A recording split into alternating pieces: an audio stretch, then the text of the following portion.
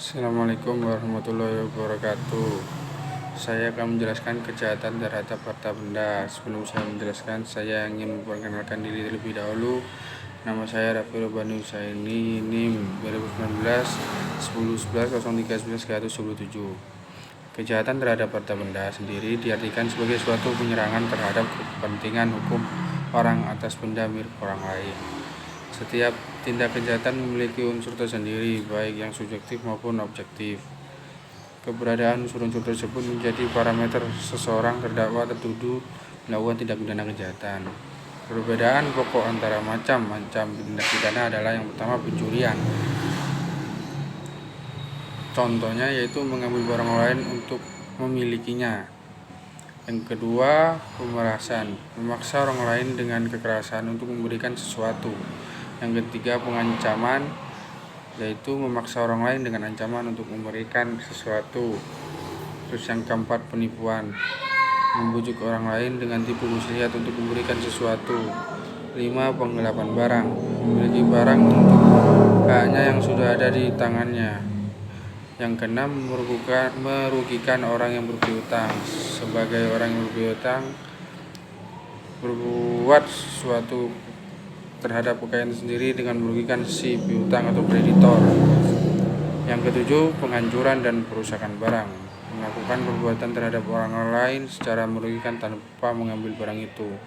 Yang delapan, penadahan, menerima atau memperlakukan barang yang diperoleh orang lain secara tindak pidana.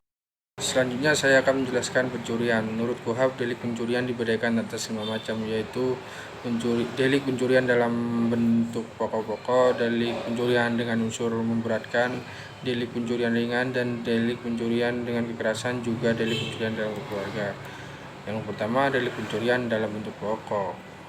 Dalam pasal 362 KUHP, barang siapa yang mengambil sesuatu yang seluruhnya atau sebagian punya orang lain dengan maksud memiliki secara melawan hukum, diancam karena pencurian dengan pidana 5 tahun atau denda paling banyak Rp500.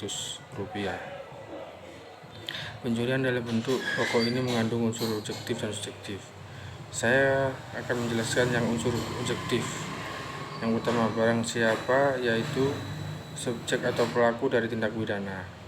Hits biasa diartikan barang siapa dalam artian manusia, karena pidana penjara yang diancamkan terhadap pelaku pencurian merupakan suatu Freiheitsstrafe, yakni suatu pidana yang bertujuan untuk membatasi kebebasan pelaku.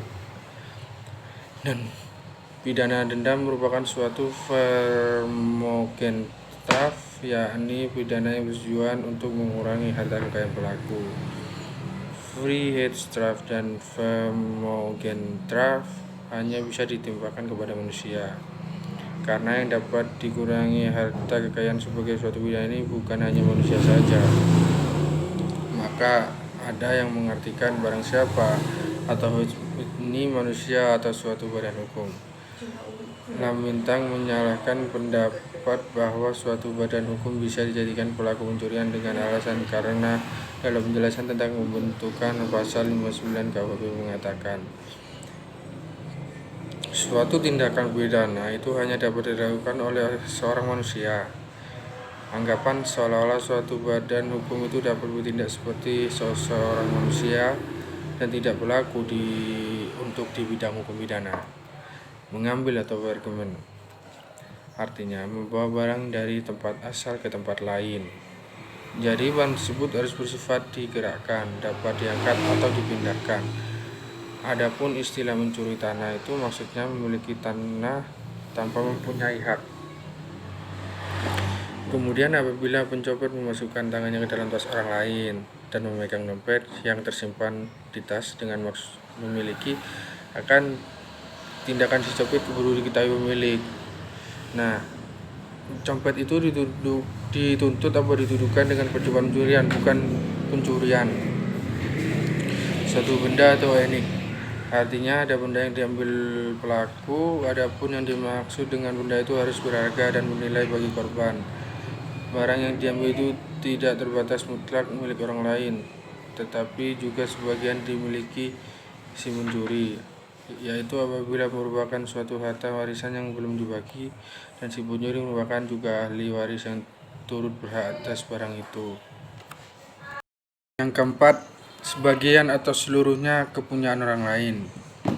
Artinya barang tersebut bukan milik si pelaku tetapi milik orang lain secara utuh atau sebagian. Jika barang itu milik si pencuri atau barang temuan, maka tidak termasuk pencurian. Yang kedua, saya menjelaskan unsur subjektif. Menguasai benda tersebut dengan melawan hukum. Menteri Kehakiman menyatakan bahwa yang dimaksud dengan okmak atau maksud dalam pasal 362 ialah naste dol, ataupun dalam doktrin disebut pikomen okmak atau maksud lebih lanjut. Maksud menguasai barang berarti untuk memiliki bagi diri sendiri atau dijadikan sebagai barang miliknya. Menurut Wirjono, ada suatu kontradiksi antara memiliki barang dan melawan hukum. Memiliki barang itu berarti menjadikan dirinya pemilik, sedangkan untuk menjadi pemilik suatu barang harus sesuai hukum. Maka sebenarnya tidak mungkin orang lain memiliki barang milik orang lain dengan melanggar hukum, karena kalau melanggar hukum tidak mungkin orang menjadi pemilik barang. Oleh karena itu, Wirjono mendefinisikan memiliki barang dengan melawan hukum tersebut adalah berbuat sesuatu dengan suatu barang seolah-olah pemilik barang itu. Dan dengan perbuatan itu si pelaku melanggar hukum. Mr. Artresna merumuskan sebagai berikut. Yang pertama, bahwa yang mengambil itu bermaksud untuk memiliki barang itu. Artinya terhadap barang itu ia bertindak seperti yang punya. Yang kedua, bahwa memiliki barang itu harus tanpa hak, artinya dengan memperkosa hak orang lain atau berlawanan dengan hak orang lain. Yang ketiga, yang mengambil itu harus mengetahui bahwa pengambilan barang itu tanpa hak. Kedua, tindak pidana pencurian dengan unsur yang memberatkan diatur dalam pasal 363 KUHP. Pencurian dalam tindak pidana pencurian dengan unsur memberatkan mempunyai arti yang sama dengan pencurian dalam bentuk pokok. Akan tetapi pencurian itu ditambah unsur lain yang telah tercantum pada pasal 363 yang bersifat memberatkan pelaku, sehingga ancaman pidananya lebih berat daripada pencurian dalam bentuk pokok, yaitu pidana penjara selama 7 tahun. Adapun yang termasuk pencurian tersebut adalah sebagai berikut. Yang pertama, pencurian ternak. Kedua, pencurian pada waktu kebakaran, letusan, banjir, gempa atau gempa laut, gunung letus, dan lain-lain. Yang ketiga, pencurian pada waktu malam hari dalam sebuah rumah atau pekarangan tertutup yang ada rumahnya, dilakukan oleh orang yang ada di situ tanpa sepengetahuan dan tidak dikehendaki oleh yang berhak. Yang keempat, pencurian yang dilakukan oleh 2 orang atau lebih dengan bersekutu. Yang kelima, pencurian yang masuk ke tempat melakukan kejahatan atau untuk sampai pada barang yang diambil dilakukan dengan merusak, memotong atau memanjat dengan memakai anak kunci palsu, perintah palsu atau pakai jabatan palsu. Yang keenam, jika pencurian yang tercantum dalam butir C disertai dengan salah satu butir D dan E, maka diancam dengan pidana penjara paling lama 9 tahun. Kemajuan teknologi informasi yang menjadi starting points dari keberadaan cybercrime, kejahatan dunia maya, secara yuridis dapat membawa dampak pada hukum yang mengatur tentang hal tersebut. Perhatian terhadap cybercrime tersebut dikarenakan dampak dari adanya cybercrime bersifat negatif yang dapat merusak terhadap seluruh bidang kehidupan modern saat ini. Oleh karena itu, kemajuan teknologi komputer menjadi salah satu pendukung kehidupan masyarakat. Bahkan kekhawatiran dampak negatif dari keberadaan cybercrime ini secara internasional pernah diutarakan dalam International Information Industry Congress 2000 Millennium Congress di Quebec.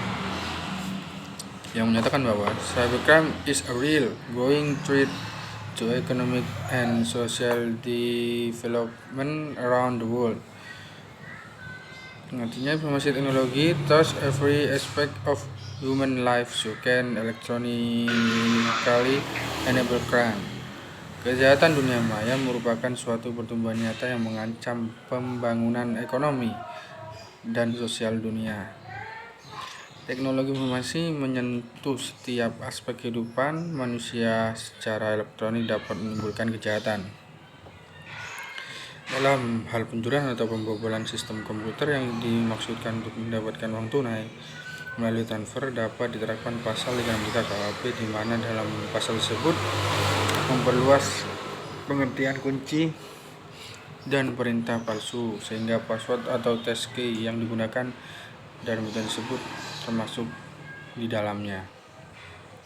Yang ketiga, delik pencurian ringan yang diatur pada pasal 363 KUHP yang berbunyi perbuatan yang diterangkan pada pasal 362 dan 363 butir kelima apabila tidak dilakukan di dalam sebuah rumah atau pekarangan tertutup yang ada di rumahnya.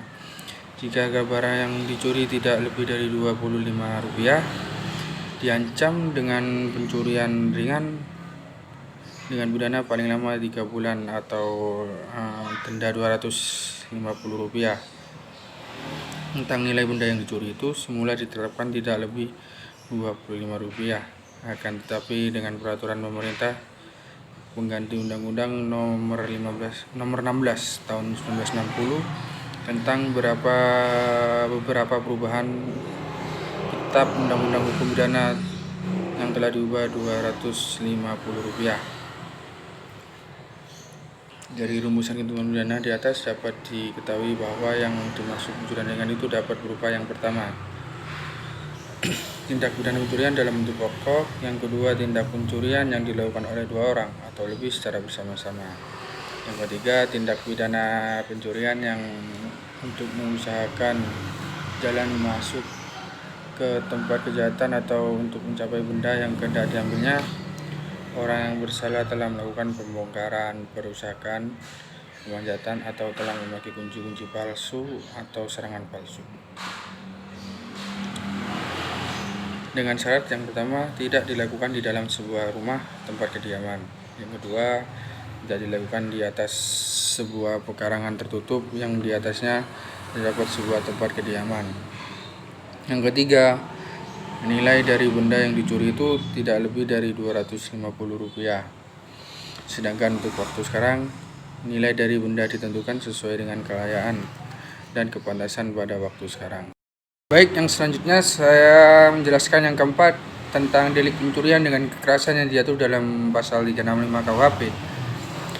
Pencurian dengan unsur kekerasan ini termasuk suatu pencurian dengan unsur-unsur memberatkan pula, yaitu yang disertai kekerasan atau ancaman kekerasan. Pasal 364 ini mengatur satu kejahatan, bukan 2 kejahatan yang terdiri dari kejahatan pencurian dan pemakaian kekerasan terhadap orang lain, ataupun bukan merupakan suatu summon law dari kejahatan pencurian dengan kejahatan pemakaian kekerasan terhadap orang. Menurut Profesor Simon, kekerasan itu tidak saja merupakan sarana atau cara untuk melakukan pencurian, melainkan cukup jika kekerasan tersebut terjadi sebelum, selama, dan sesudah pencurian.